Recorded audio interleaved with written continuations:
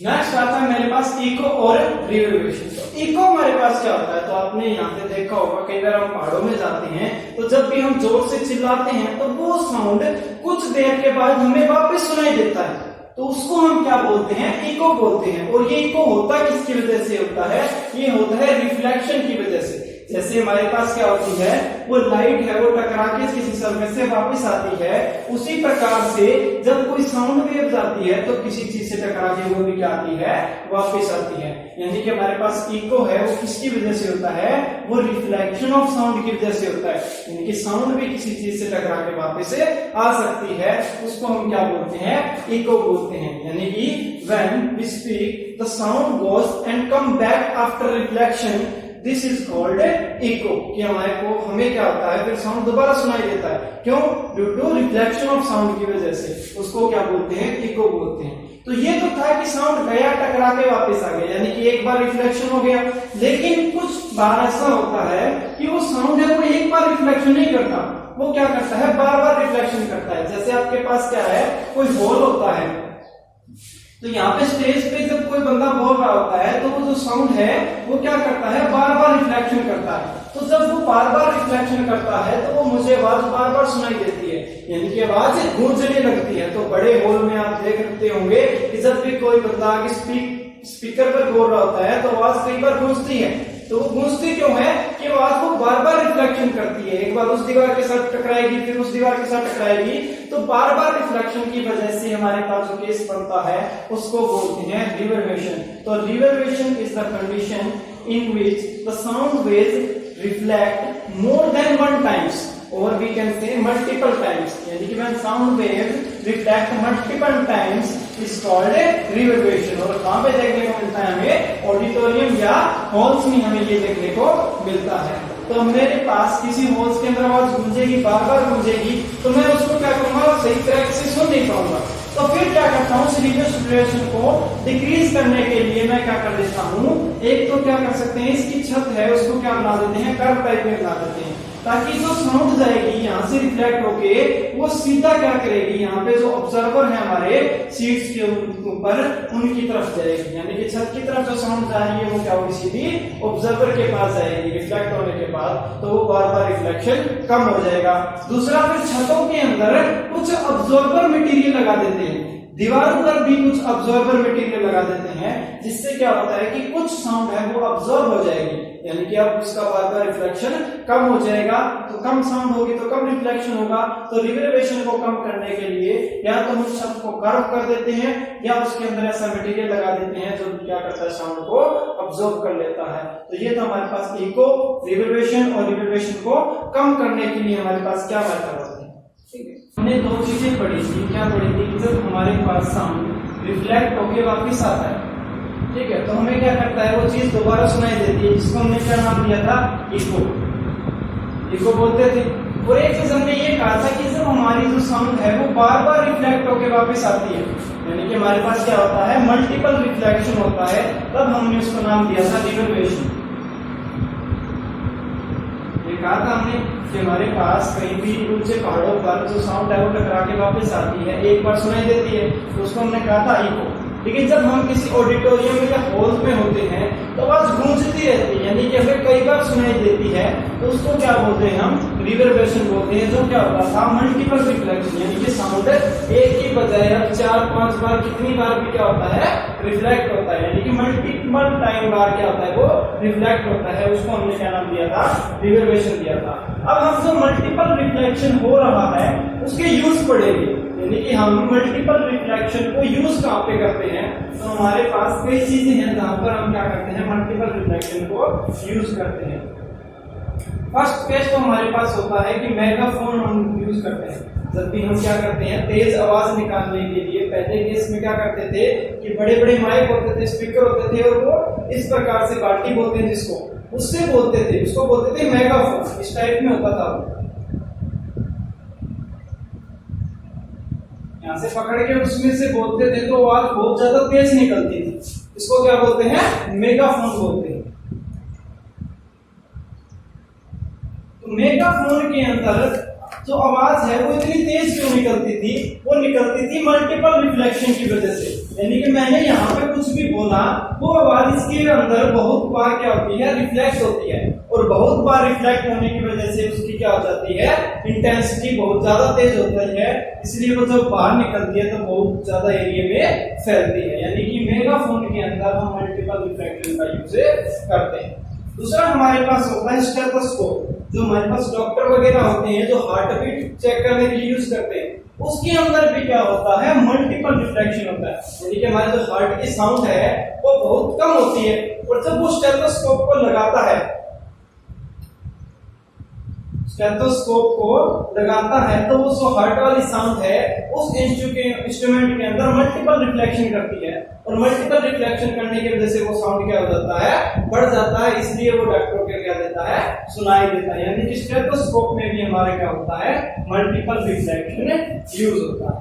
Third हमारे पास जो गाड़ियों के अंदर हॉर्न होते हैं, अब तो हमारे पास दूसरे प्रेशर हॉर्न आ गए, लेकिन पहले आपने देखा होगा कि जो हमारे पास हॉर्न होते थे वो दूसरे हॉर्न होते थे दबाने वाले, तो उसके अंदर भी क्या होता था, मल्टीपल रिफ्लेक्शन होता था। यानी कि आपने एक बार साउंड भेजा तो उसके अंदर हमारे पास यहां से आपने थोड़ा सा साउंड प्रोड्यूस किया तो वो बार बार रिफ्लेक्ट करके, यानी कि मल्टीपल रिफ्लेक्शन करके बहुत ज्यादा हो गया, और वो बहुत ज्यादा दूर तक सुनाई देता था। यानी कि मेगाफोन में, स्टेथोस्कोप में, हॉर्न में, इन सब में हम क्या करते हैं, मल्टीपल रिफ्लेक्शन का यूज करते हैं। ठीक है, नेक्स्ट हमारे पास range of hearing. Range of hearing है कि हमारे पास कितनी साउंड को हम सुन सकते हैं। अब कुछ आवाजें इतनी कम होती है हमें सुनाई भी नहीं देती, ठीक है, और कुछ आवाजें इतनी ज्यादा होती हैं कि हम उसको सुनना नहीं चाहते, यानी कि हमारे कानों में क्या होती है, तकलीफ होनी स्टार्ट हो जाती है। तो हमारे पास कुछ रेंज होती है कि मैं यहाँ से लेके इतनी आवाज को सुन सकता हूँ, ना तो इससे कम सुन सकता हूँ और ना ही इससे ज्यादा सुन सकता हूँ। उसको क्या बोलते हैं हम, रेंज ऑफ हियरिंग बोलते हैं। तो हमारे पास जो साउंड है उसको 3 कैटेगरी में डिवाइड कर दिया अकॉर्डिंग टू हमारी रेंज ऑफ हियरिंग से। तो हमारी जो हियरिंग की रेंज है वो होती है 20 hertz to 20 kilohertz, 20 hertz to 20 kilohertz. इतनी रेंज की जो साउंड है वो मैं सुन सकता हूँ, यानी कि इससे कम होगी तो मैं सुनाई नहीं देगी, और इससे ज्यादा होगी तो हमारे कानों के लिए वो नुकसानदायक होगी। ठीक है, तो हमारे पास इसको बोलते हैं हम हियरिंग रेंज। ये हर्ट्ज है, ये होती है फ्रीक्वेंसी का यूनिट। हमने फ्रीक्वेंसी पढ़ी थी, फ्रीक्वेंसी क्या होती है, कि हमारे पास वो साउंड वेव है वो कितनी वेव पास हो रही है 1 से 1 सेकंड के अंदर, तो उस फ्रीक्वेंसी का यूनिट होता है हर्ट्ज। तो हम 20 हर्ट्ज से लेके 20 किलो हर्ट्ज की फ्रीक्वेंसी क्या कर सकते हैं, सुन सकते हैं। उससे कम वाली नहीं सुन सकते और उससे ज्यादा वाली भी नहीं सुन सकते। तो हमारे पास रेंज ऑफ हियरिंग होती है 20 हर्ट्ज और 20 किलो हर्ट्ज, यानी कि इससे ज्यादा वाली हम सुन नहीं सकते और इससे कम वाली भी हम सुन नहीं सकते। इससे ज्यादा वाली यानी 20 किलो हर्ट्ज से जो ज्यादा वाले साउंड होंगे उसको बोलेंगे अल्ट्रासाउंड, यानी कि बहुत ज्यादा तेज आवाज। और जिससे कम वाली यानी कि 20 हर्ट्ज से कम वाली जिसको हम सुन नहीं सकते, यानी कि बहुत धीमी आवाजें, उनको क्या बोलते हैं, इंफ्रासोनिक वेव बोलते हैं, या इंफ्रासोनिक साउंड बोलते हैं, जो हमारी 20 हर्ट्ज से भी क्या होती है, कम होती है। तो हमारे पास जो अल्ट्रासाउंड है यानी कि बहुत ज्यादा तेज आवाज है, इसको हम सुन तो नहीं सकते, लेकिन इसका हम यूज करते हैं काफी चीजों के अंदर। तो हम यूजेस पढ़ते हैं कि हमारे पास अल्ट्रासाउंड के यूजेस क्या है। नेक्स्ट है हमारे पास यूजेस ऑफ अल्ट्रासाउंड, कि हम अल्ट्रासाउंड का यूज कहां पे करते हैं। तो आपके पास आपने देखा होगा कि मेटल्स के बहुत सारे बड़े बड़े ब्लॉक्स होते हैं, मेटल के बहुत सारे बड़े बड़े ब्लॉक्स होते हैं, तो हम उनके अंदर कोई भी डिफेक्ट है वो हम डिफेक्ट ऐसे देख नहीं सकते, ऐसे उस डिफेक्ट को देख नहीं सकते। लेकिन जब हम उस मेटल के ब्लॉक के ऊपर अल्ट्रासाउंड डालते हैं तो वो अल्ट्रासाउंड जब इस मेटल में से पास होता जाता है, अगर उसके अंदर कोई भी डिफेक्ट नहीं हुआ, अगर उसके अंदर कोई भी डिफेक्ट नहीं हुआ तो वो अल्ट्रासाउंड इसमें से क्या हो जाएगा, पास हो जाएगा। लेकिन अगर बीच में मान लेते हैं कि इसके बीच में यहाँ पे कोई कट था, यानी कि उस मेटल के ब्लॉक में थोड़ा डिफेक्ट था, तो वो जो अल्ट्रासाउंड है वो इस डिफेक्ट से टकरा के क्या हो जाएगा, वापस आ जाएगा। यानी कि अगर अल्ट्रासाउंड टकरा के वापस आ गया तो मुझे ये पता चल जाएगा कि इस मेटल के ब्लॉक में क्या है, कोई ना कोई डिफेक्ट है। यानी कि डिफेक्ट को डिटेक्ट करने के लिए, to detect defects in metal, तो हमारे जो मेटल के अंदर डिफेक्ट को डिटेक्ट करने के लिए हम क्या करते हैं, अल्ट्रासाउंड का यूज करते हैं। ठीक है।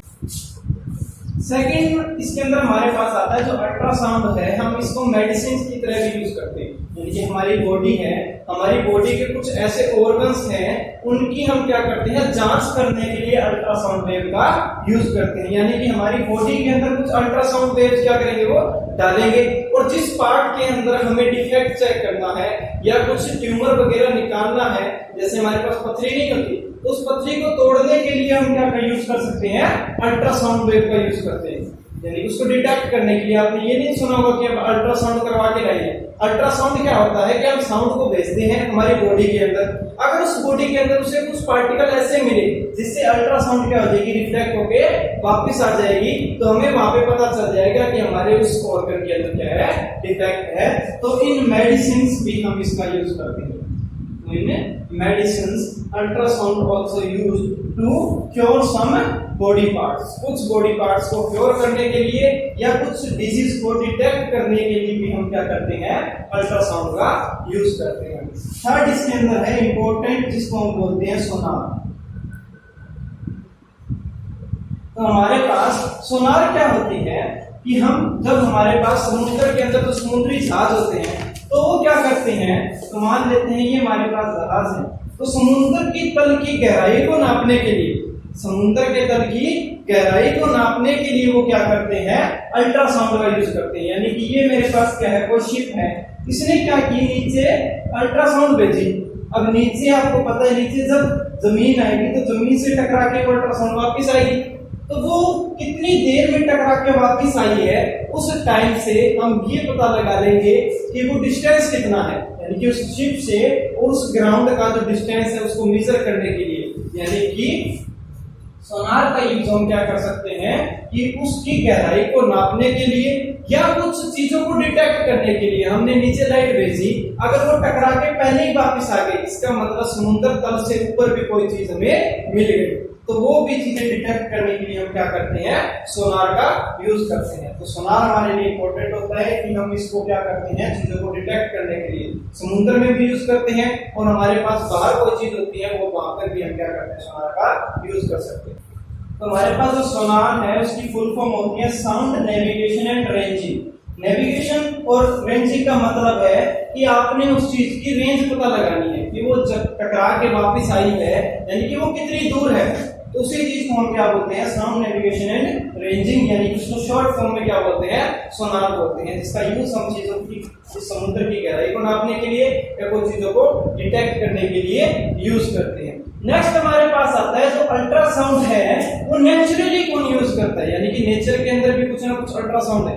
ये तो हम जो अल्ट्रासाउंड यूज कर रहे थे, ये हम प्रोड्यूस कर रहे थे खुद की तरफ से, लेकिन आपके पास जो बेड्स होते हैं यानी कि चमगादड़, वो क्या करते हैं, अल्ट्रासाउंड प्रोड्यूस करते हैं खुद से, यानी कि अपने गले से वो अल्ट्रासाउंड वेव क्या कर सकते हैं, प्रोड्यूस कर सकते हैं। और वो अल्ट्रासाउंड का यूज कहां पे करते हैं, वो अपने प्रे यानी कि अपने शिकार को डिटेक्ट करने के लिए क्या करते हैं, अल्ट्रासाउंड का यूज करते हैं। जो हमारे पास बेड्स होंगे वो क्या करेंगे, यहां से अल्ट्रासाउंड क्या करेंगे, प्रोड्यूस करेंगे। अगर ये अल्ट्रासाउंड रास्ते में किसी चीज से टकरा गया, हो सकता है वो मक्खी हो, मच्छर हो, उससे टकरा गया, तो वो टकरा के इसके पास वापस आएगा, तो ये अंदाजा लगा लेगा कि वो हमारा जो शिकार है वो इतनी दूरी पर है। यानी कि जो बैट्स हैं वो अल्ट्रासाउंड का यूज करके अपने शिकार को क्या करते हैं, कैच करते हैं। तो हमारे पास जो बैट्स हैं वो अल्ट्रासाउंड का यूज करते हैं अपने शिकार को पकड़ने के लिए, यानी कि उनके अंदर नेचुरली उनके गले में ऐसा सिस्टम है कि वो अल्ट्रासाउंड खुद से प्रोड्यूस कर सकते हैं और अल्ट्रासाउंड प्रोड्यूस करके अपने शिकार को पकड़ते हैं। तो ये हमारे पास होता है अल्ट्रासाउंड के यूजेस। अल्ट्रासाउंड कहां पे यूज होता है, फर्स्ट हमारे पास था मेटल के अंदर डिफेक्ट निकालने के लिए, मेडिसिन के अंदर ही और सोनार में, और हमारे पास जो बैट्स होते हैं वो अपने शिकार को डिटेक्ट करने के लिए या पकड़ने के लिए अल्ट्रासाउंड का यूज करते हैं। नेक्स्ट आता है हमारे पास पिच।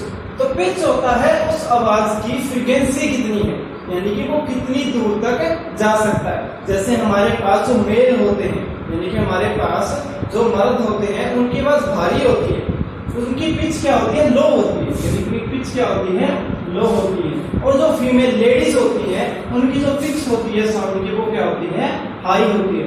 आप दोनों की आवाज को कंपेयर करके देखोगे तो लड़की की आवाज वो तीखी होती है, तीखी होती है, इसका मतलब है उसकी पिच ज्यादा है, फ्रीक्वेंसी ज्यादा है, और फ्रीक्वेंसी ज्यादा होने की वजह से वो ज्यादा दूर तक जा सकती है। जब लड़की चिल्लाएगी तो उसकी आवाज बहुत दूर तक जाएगी, और कोई लड़का चिल्लाएगा तो उसकी आवाज ज्यादा दूर तक नहीं जाएगी। क्यों? क्योंकि उसकी वॉइस की पिच कम होती है। यानी कि जब हम जेंट्स बोलते हैं तो हमारी आवाज भारी होती है, तो भारी होती है इसका मतलब क्या है, उसकी पिच लो है, उसकी फ्रीक्वेंसी लो है। लो पिच का मतलब क्या है, फ्रीक्वेंसी लो है। हाई पिच का मतलब क्या है, हाई फ्रीक्वेंसी है। और जितनी ज्यादा फ्रीक्वेंसी होगी उतना ही ज्यादा डिस्टेंस ट्रेवल करता है, और जितनी फ्रीक्वेंसी कम होगी उतना ही कम डिस्टेंस से ट्रेवल करता है। ठीक है, तो हमारे पास पिच क्या होता है कि उसकी फ्रीक्वेंसी कितनी है, हाई है या लो है। तो हमारे पास जेंट्स हैं उनकी जो वॉइस होती है वो लो पिच की होती है, और जो लेडीज हैं उनकी वॉइस है वो क्या होती है, हाई पिच की होती है। इसके अंदर हमारे पास नेक्स्ट आता है ह्यूमन ईयर।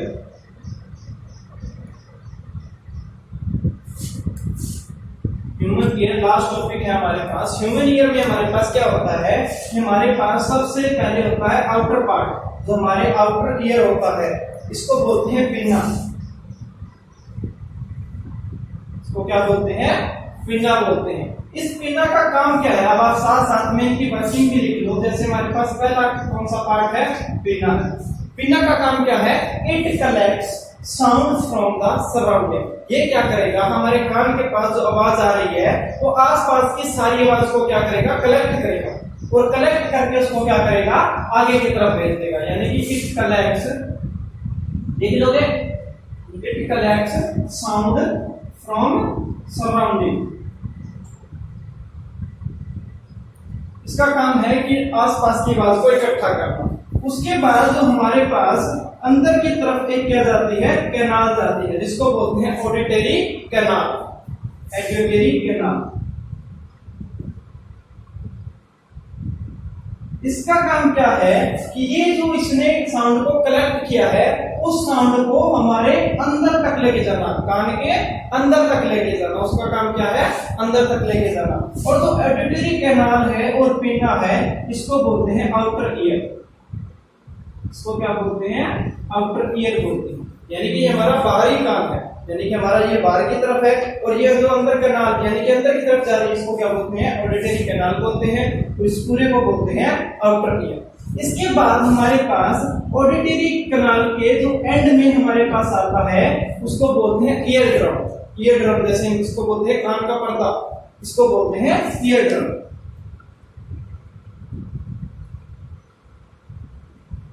ये हमारे पास होता है ईयर ड्रम। तो हमारे पास पिन्ना का काम हो गया, ऑडिटरी कैनाल का काम हो गया। ईयर ड्रम का काम क्या है कि जो हमारे पास साउंड आई है वो साउंड क्या करेगी, इस ईयर ड्रम के ऊपर प्रेशर डालेगी, तो ये ईयर ड्रम है ये क्या हो जाएगा, वाइब्रेट होना स्टार्ट हो जाएगा। ये क्या हो जाएगा, वाइब्रेट होना स्टार्ट हो जाएगा। यानी कि ईयर ड्रम के अंदर क्या आ गई, वाइब्रेशन आ गई। और हमें ये पता है कि हमारे पास जो साउंड है वो एक्चुअल में वाइब्रेशन ही है। तो हमारे पास जो ईयर ड्रम है वो क्या हो जाएगा, वाइब्रेट होना स्टार्ट हो जाएगा। उसके बाद हमारे पास इस कान के अंदर 3 बोन्स होती है। उसके बाद हमारे पास आती है 3 बोन्स, एंविल, हैमर एंड स्टीरम। ये हमारे पास इसके अंदर होती है मिडिल ईयर के अंदर। मिडिल ईयर के अंदर इन तीनों बोन्स का काम क्या है कि जो हमारा ईयर ड्रम था उसके अंदर जो वाइब्रेशन थी उन वाइब्रेशन को इंक्रीज कर देना, उनको मल्टीपल टाइम्स क्या कर देगा, ये एम्पलीफाई कर देगा। यानी कि अगर ये ड्रम्स 100 बार वाइब्रेट कर रहा था तो अब वो वाइब्रेशन को क्या कर देगा, 1000 बार कर देगा, 1,00,000 बार कर देगा, यानी कि उन वाइब्रेशन को क्या कर देगा, बढ़ा देगा। जैसे हमने मल्टीपल रिफ्लेक्शन में नहीं पढ़ा था कि उसने रिफ्लेक्ट करके इसको क्या कर दिया था, बढ़ा दिया था। उसी प्रकार से ये तीनों बोन्स क्या करेंगी, इन वाइब्रेशन को क्या कर देंगी, मल्टीप्लाई, यानी कि उसको एम्पलीफाई, बढ़ा देगी। इन तीनों बोन्स का काम सिर्फ इतना ही। उसके बाद इन वाइब्रेशन को हमारा जो नेक्स्ट अंदर पार्ट होता है जिसको बोलते हैं कोकेलिया, इसका काम क्या है कि जो हमारे पास वाइब्रेशन आ रही थी, इन वाइब्रेशंस को इलेक्ट्रिकल सिग्नल में कन्वर्ट कर देना। इस पार्ट का काम क्या है, इन वाइब्रेशन को इलेक्ट्रिक सिग्नल के अंदर कन्वर्ट कर देना और उन इलेक्ट्रिक सिग्नल को फिर ये इन ऑडिटरी नर्व के द्वारा, ऑडिटरी नर्व, इनको बोलते हैं ऑडिटरी नर्व, ऑडिटरी नर्व के पास भेज देगा। इसका काम समझ में आ गया, क्या करेगा, वाइब्रेशन को इलेक्ट्रिक सिग्नल में कन्वर्ट करेगा और उनको ऑडिटरी नर्व के पास भेज देगा। अब नेक्स्ट हमारे पास आ गया ऑडिटरी नर्व के पास, साउंड कहां पे आ गई, ऑडिटरी नर्व में आ गई, किस फॉर्म में, इलेक्ट्रिकल सिग्नल की फॉर्म में। तो ये जो ऑडिटरी नर्व है ये इलेक्ट्रिक सिग्नल को कहां पे लेके जाएगा, ब्रेन के पास लेके जाएगा और ब्रेन क्या करेगा, इन इलेक्ट्रिक सिग्नल को देखेगा, पढ़ेगा, समझेगा और उसे पता चल जाएगा कि हमारे कान में क्या आवाज आई थी। ठीक है, तो ये हमारे पास फंक्शनिंग होती है। यहाँ से आवाज को कनेक्ट किया पिन्ना ने, ऑडिटरी कर्व को नर्व कैनाल उसको लेके गई ये ड्रम के पास, ये ड्रम वाइब्रेट होने लगा। इन तीनों बोन्स ने क्या किया, उस वाइब्रेशन को बढ़ा दिया और इस पार्ट में क्या किया, वाइब्रेशन को इलेक्ट्रिक सिग्नल में कन्वर्ट कर दिया और इलेक्ट्रिक सिग्नल को फिर ऑडिटरी नर्व के पास भेज दिया। ऑडिटरी नर्व ने क्या किया, इस ऑडिटरी नर्व ने ब्रेन के पास लेके गया कि आपके पास ये सिग्नल आया है। अब वो सिग्नल फिर ब्रेन इंटरप्रेट करेगा, यानी समझेगा कि क्या आवाज आई थी और हमें क्या हो जाएगा, समझ में आ जाएगा कि उसने क्या बोला था।